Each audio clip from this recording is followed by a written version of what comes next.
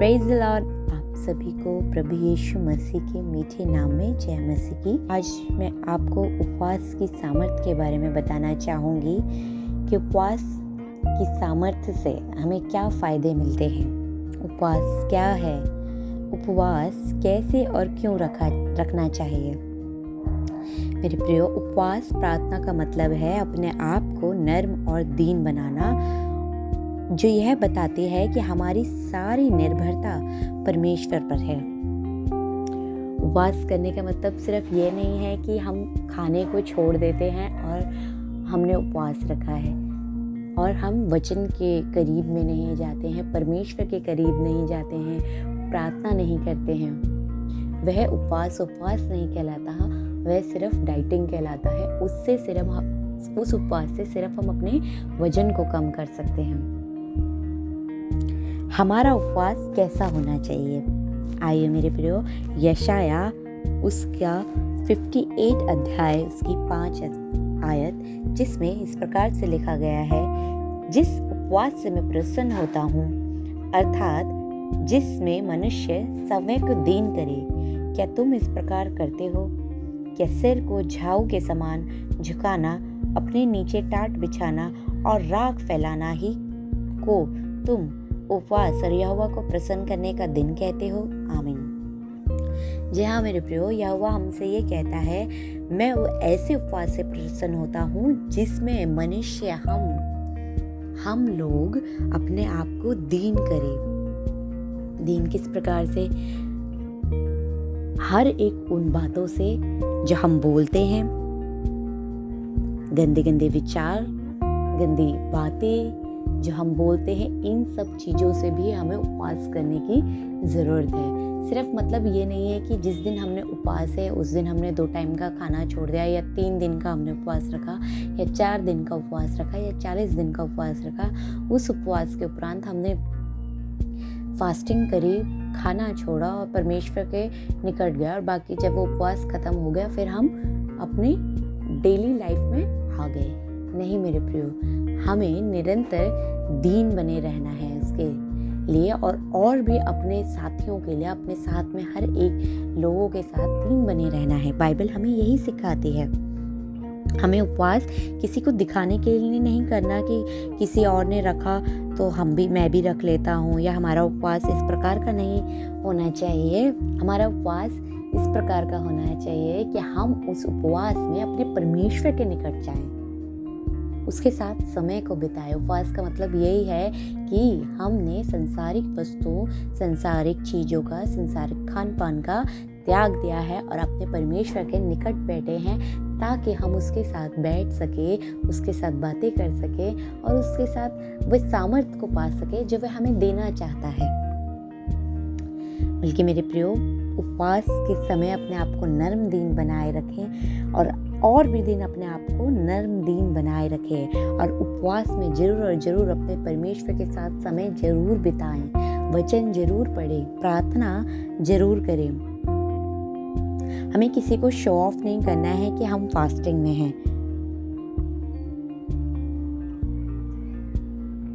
ऐसे उपवास से हमारा परमेश्वर मेरे प्रियो खुश नहीं होता है कि हम शो ऑफ कर रहे हैं, या अपने मुंह से हम हर प्रकार की गंदी बातें या चुगलियाँ, लड़ाई झगड़े और दुष्टता हमारे मन में हो तो हम हर समय उपवास रखते हैं, और परंतु ये आदतें भी हम नहीं छोड़ते, तो इस चीज़ों से हमारा यहोवा परमेश्वर खुश नहीं होता है। बल्कि उस उपवास में जो हम प्रार्थना करते हैं वह उसके पास तक नहीं जाती है। यशाया 58 उसकी 4 आयत में इस प्रकार लिखा गया है, सुनो, तुम्हारे उपवास का फल यह होता है कि तुम आपस में लड़ते और झगड़ते और दुष्टता से घूंसे मारते हो। जैसा उपवास तुम आजकल रखते हो, उससे तुम्हारी प्रार्थना ऊपर नहीं सुनाई देगी। आमीन। जी हाँ मेरे प्रियो, यहोवा परमेश्वर भी हमसे ये कहता है, जिस प्रकार का उपवास हम आजकल रखते हैं कि उस उपवास में हम अपनी अंदर से वो मलिनता नहीं निकाल पाते, वो पाप को नहीं निकाल पाते जो परमेश्वर हमसे एग्जैक्टली चाहता है, जो हम निकालें अपने जीवन से। जब तक हम उस चीज़ को हम अपने जीवन से नहीं निकालेंगे, वो उपवास सिर्फ हमारा डाइटिंग बन के ही रह जाएगा। वो उपवास में जब हम प्रार्थना करेंगे, वो प्रार्थना हमारे स्वर्गीय पिता के पास नहीं पहुंचेगी। प्रार्थना हमारी तब पहुंचेगी जब हम नर्म दीन बने रहेंगे, लड़ाई झगड़ों से, चुगलियों से, हर एक गंदी बातों से, हर एक दुष्टता से, हर एक पापों से दूर रहेंगे। तब वह प्रार्थना हमारे स्वर्गीय पिता के पास पहुंची जाएगी। इसलिए मेरे प्रियो, अपने अंदर से हर एक बुराई को हम निकाल सके, जिससे हमारी प्रार्थना हमारे स्वर्गीय पिता के पास जा सके और वह हमारा यहोवा परमेश्वर हमसे प्रसन्न हो सके। क्योंकि हमारा परमेश्वर खुद यहाँ पर उसने 4 आयत में लिखा है कि मैं ऐसे ही उपवास से प्रसन्न होता हूँ कि उसके लोग उपवास करें और परमेश्वर पर पूर्ण रूप से निर्भर हो और हर प्रकार की मलिनता अपने हृदय से निकाल सके। तब हमारा परमेश्वर हमारी प्रार्थना को सुनता है, तब वह हमें और हमारे परिवार को आशीषित भी करता है। जी हाँ मेरे प्रियो, जब आप वैसा उपवास रखेंगे जैसा प्रभु चाहता है, तब वह आपको वास्तव में आशीष देगा और आपको ही नहीं, आपके परिवार को भी आशीष देगा और आपको अपनी पवित्र आत्मा से जरूर भर देगा और आप उसकी सामर्थ्य को फील कर पाएंगे। पर वह तभी फील कर पाएंगे जब आप अपने मन से हर एक चीजों को निकाल सकेंगे। मेरे प्रियो, अब हम ये देखते हैं कि हमें उपवास क्यों रखना चाहिए। क्या उपवास परमेश्वर ने बोला है कि हम परमेश्वर की आज्ञा है कि हम उपवास रखें? आइए मेरे प्रियो, मत्ती उसका 9 अध्याय उसकी 15 आयत में इस प्रकार से लिखा गया है। यीशु ने उनसे कहा, क्या बराती जब तक दूल्हा उनके साथ है शोक कर सकते हैं? पर वे दिन आएंगे जब दूल्हा उनसे अलग किया जाएगा, उस समय वे उपवास करेंगे। आमीन। जी हाँ मेरे प्रियो, हमारा परमेश्वर हमसे ये कह रहा है कि जब उनके पास दूल्हा होगा तब वह उपवास नहीं करेंगे, परंतु जब दूल्हा उनके पास से चला जाएगा तब वह उपवास करेंगे। दूल्हे का मतलब मेरे प्रियो हमारा यीशु मसीह है, जो हमसे अभी कुछ समय के लिए अलग है। तो हमें उपवास करना चाहिए, ये परमेश्वर की आज्ञा है। जोएल 2 अध्याय उसकी 12 और 13 आयत में भी इस प्रकार से लिखा गया है, तो भी यहोवा की ये वाणी है, अभी भी सुनो, उपवास के साथ रोते पीटते अपने पूरे मन से फिरकर मेरे पास आओ। अपने वस्त्र नहीं, अपने मन ही को फाड़कर अपने परमेश्वर यहोवा की ओर फिरो, क्योंकि वह अनुग्रहकारी, दयालु, विलंब से क्रोध करने वाला, करुणा निधान और दुख देकर पछताने हारा है। आमीन। जी हाँ मेरे प्रियो, परमेश्वर कहता है कि अपने आप का मन फिराकर आप अपने परमेश्वर के पास जाएं। जी हाँ मेरे प्रियो, हमें अपने मनों की हर एक गंदगी को निकालकर, जो भी हमने पाप किए उसका पश्चाताप करके अपने परमेश्वर के निकट जाना है, रोते पीटते। तब वह हमारे उपवास की प्रार्थना को सुनता है। ये नहीं कि सिर्फ हमने उपवास रख दिया और उसके साथ हमने समय को नहीं बिताया और अपने मन को उसके साथ नहीं हम ले गए, तो वह हमारी ओर नहीं फिरेगा। हमारा परमेश्वर तभी फिरेगा जब हम अपने मन को उसकी ओर फिरा सकेंगे और अपने पापों से मन को फिराकर अपने परमेश्वर की ओर लगा सकेंगे। तब वह हमारी प्रार्थना को अनुग्रहकारी, दयालु से सुनता है। जी हाँ, उपवास रखने का मतलब अपने मन को फिराकर प्रभु के पास जाना है। हमें ऐसा ही निरंतर करने की ज़रूरत है। जब भी हम उपवास रखें, चाहे वो 1 दिन का उपवास हो, चाहे वो 2 दिन का उपवास हो, चाहे वो 3 दिन का उपवास हो, जैसे भी आप कंफर्टेबल हैं कि आप कैसे तरीके से उपवास करना चाहते हैं, आपको अगुवाई हो रही है कि आज मैं उपवास रखूं, जिस भी प्रकार का आप उपवास, जितने भी दिन का उपवास रखें, उपवास ऐसा ही रखें जैसा हमारा यहोवा परमेश्वर हमसे बोल रहा है। ये हमारे परमेश्वर की भी आज्ञा है कि हम उपवास रखें। जब जो यहोवा परमेश्वर हमें बोल रहा है उस प्रकार से जब हम उपवास को रखेंगे, तो मेरे प्रियो, उपवास के समय जब हमने किसी भी चीज़ को लेकर उपवास किया है तो वह उपवास बंधन को तोड़ती है और हमें नया बल देती है। उपवास रखने का मेरे प्रियो ये भी मतलब नहीं है कि हम कोई काम ही ना करें, बिस्तर में रहें, लेटे रहें या किसी और से अपने काम को कराएं। ऐसा हमारा परमेश्वर नहीं चाहता। वह चाहता है उपवास के दौरान तुम मेरे निकट आओ, इस पवित्र वचन को पढ़ो, प्रार्थना में समय को बिताओ। चाहे हम कोई भी काम कर रहे हो, बाहर हम ऑफिस जाते हों या किसी भी प्रकार में किसी भी चीज़ में हो, हमें फिर भी समय निकाल कर हर एक चीज़ को, टाइम को मैनेज कर अपने परमेश्वर के साथ उपवास जब हमने किया है तो उसके साथ समय बिताएं। वरना वो सिर्फ डाइटिंग ही होगी जब तक हमने उसके साथ समय नहीं बिताया। 6 अध्याय उसकी 16 और 18 आयत में भी इस प्रकार से लिखा गया है, जब तुम उपवास करो तो कपटियों के समान तुम्हारे मुंह पर उदासी ना छाई रहे, क्योंकि वे अपना मुंह बनाए रहते हैं ताकि लोग उन्हें उपवासी जाने। मैं तुमसे सच कहता हूँ कि वे अपना प्रतिफल पा चुके हैं। परंतु जब तू उपवास करे तो अपने सिर पर तेल मल और मुंह धो, ताकि लोग नहीं परंतु तेरा पिता जो गुप्त में है तुझे उपवासी जाने। इस दशा में तेरा पिता जो गुप्त में देखता है तुझे प्रतिफल देगा। आमीन।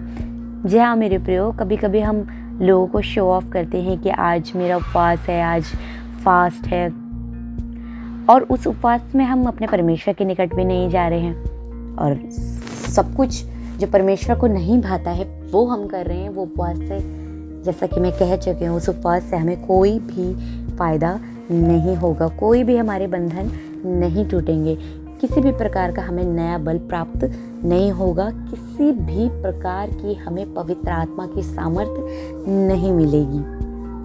परंतु मेरे प्रियो, उपवास हमारा ऐसा हो कि हम किसी को भी ना शो ऑफ करें, सिर्फ और सिर्फ ये बात हमारे और हमारे पिता के ही बीच में हो कि हम फास्ट में हैं और उस फास्ट के दौरान हम उसकी नज़दीकी में भी जाएं।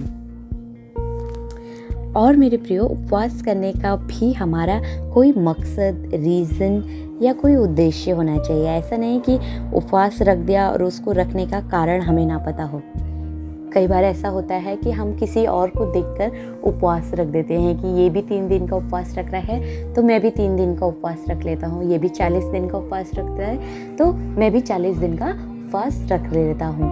पर हमको ये तक भी नहीं पता होता कि ये उपवास हमने क्यों रखा है। ठीक है, हम ये बोलते हैं कि उसने रखा था, उसको देख के हमने उपवास को रख लिया, पर हमको उसका कारण नहीं पता होता है कि हमने ये उपवास रखा क्यों है। बाइबल में भी जब हम कई लोगों को देखते हैं कि उन्होंने उपवास क्यों रखा, वह बाइबल हमें बताती है कि जितनों ने उपवास रखा उन सबका मकसद था, रीज़न था कुछ ना कुछ। वे उपवास में रहते हुए प्रार्थना करते हैं, विनती करते हैं, रो रो कर परमेश्वर से गिड़गिड़ा कर कुछ चीज़ों को मांगते हैं या अपने आप को नर्म दीन बनाने के लिए प्रभु से मांगते हैं कि प्रभु मुझे नर्म दीन बना, मुझे अपनी ओर खींच। हर वक्त हमें परमेश्वर से मांगने की नहीं बल्कि परमेश्वर को देने की भी ज़रूरत है कि वह हमसे क्या चाहता है। हम अपने उपवास के दौरान ये भी प्रार्थना कर सकते हैं कि मेरे पिता, मैं उपवास इसलिए रख रहा हूँ कि मेरे अंदर से हर एक मलिनता निकल सके, हर एक पाप निकल सके। मेरे प्रियो, मूसा ने भी जब 40 दिनों और 40 रात का उपवास किया था तो उसका एक मकसद था। ये मकसद था कि परमेश्वर इज़राइल का कानून प्राप्त कर सके, परमेश्वर से वह इज़राइल का कानून प्राप्त कर सके। एस्तर ने भी जब 3 दिन 3 रात उपवास किया तो भी वहाँ पर एक रीज़न था, क्योंकि वह अपने यहूदी समाज को बचाना चाहती थी। ऐसे बहुत से लोग थे जिन्होंने उपवास पर उनको उपवास किया। ऐसे बहुत से लोग हैं जिन्होंने उपवास किया पर उनके उपवास का कुछ मकसद था। उसी प्रकार से जब हम उपवास करते हैं तो हमारा भी मकसद होना चाहिए। जी हाँ मेरे प्रियो, आज से हम कभी भी जब उपवास रखें तो हमारा कोई मकसद होना चाहिए कि हम अपनी फैमिली के लिए रख रहे हैं उपवास, कि हम अपनी कमी के लिए रख रहे हैं उपवास, कि हम अपने परमेश्वर की निकटता में बने रहने के लिए रख रहे हैं उपवास, वो रीज़न होना चाहिए हमारे पास कि हमने फास्टिंग रखी है तो क्यों रखी है। हम उपवास के दौरान और भी दिन हम नर्म और दीन हो सके, अपने प्रभु की बुलाहट को पहचान सके कि वह हमसे आखिरकार क्या चाहता है। ऐसे ही अनेक प्रार्थनाएं, विनती, निवेदन जब हम अपने मकसद को लेकर, उपवास को लेकर, हम अपने उपवास को लेकर अपने परमेश्वर, अपने पिता के पास जाते हैं, तो वह हमें फल देता है उस मकसद का, उस उपवास का। उपवास के उपरांत मेरे प्रियो हम ये भी कर सकते हैं, वह हमें उपवास के दौरान फल देता है मेरे प्रियो। बट तब जब हमारा उस उपवास का कोई मकसद हो, कोई रीज़न हो, किसी को देख के कभी भी उपवास ना रखें। जब आपको मन से अगुवाई हो, पवित्र आत्मा की सामर्थ हो, परमेश्वर की भूख हो, तभी आप उपवास को रखें। और आप उपवास के दौरान एक और चीज़ भी कर सकते हैं मेरे प्रियो। उपवास के उपरांत जब भी हम कोई खाना छोड़ते हैं, 2 टाइम का जब हम खाना छोड़ते हैं, तो उस खाने को हम वेस्ट ना करके या कुछ और ना करके हम किसी भूखे या ज़रूरतमंद को दे सकते हैं अपने खाने को। यशाया 58 उसकी 7 आयत में भी इस प्रकार से लिखा गया है, क्या वह यह नहीं कि अपनी रोटी भूखों को बांट देना। आमीन। जी हाँ मेरे प्रियो, अपनी रोटी भूखों को बांट देना। जो रोटी आप नहीं खा रहे हैं उपवास के उपरांत, वह रोटी आप उस वक्त किसी ज़रूरतमंद को या किसी भूखे को भी दे सकते हैं। उससे भी आपका परमेश्वर आपसे ज़रूर प्रसन्न होगा। आशा करती हूँ मेरे प्रियो, इस उपवास के मैसेज से आप लोगों को कुछ सीखने को मिला होगा, और ऐसे ही इस प्रकार से आप, जैसा हमारा यहोवा हमसे चाहता है, उसी प्रकार से हम सब उपवास को रख सकें। आप सभी को इस वचन के द्वारा आशीष मिले। आप सभी को जय मसीह की।